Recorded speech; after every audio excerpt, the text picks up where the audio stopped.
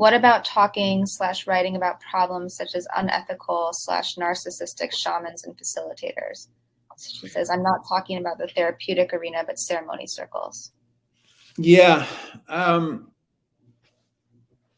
There is a dark side to this world, and that's part of it. And I haven't addressed it, except there is a passage in How to Change Your Mind about the paradox of ego inflation and ego dissolution. I mean, that here are these substances that famously, diminish or dissolve the ego. Yet many people in this world emerge from profound psychedelic experiences with this incredible ego inflation, that they have, found the key to the universe and have the answers to everybody's problems, and some of them become kind of monstrous. And I think it's just another example that the effects of psychedelics are very unpredictable.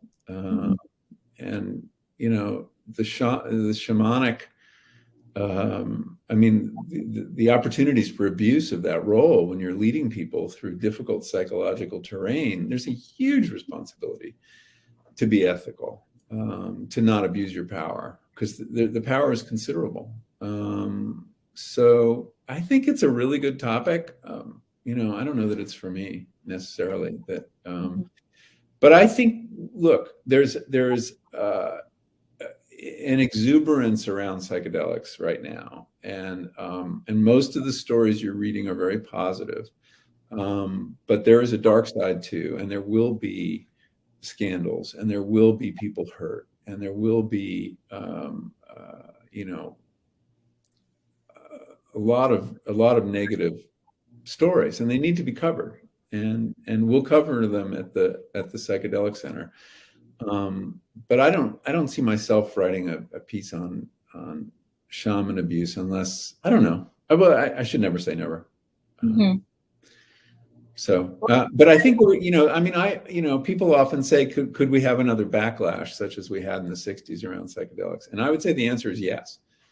It won't be the same as it was in the 60s. There were some very specific ways in which psychedelics were disruptive and threatening to the war effort, the Vietnam War effort, for example. And so powerful forces came after them.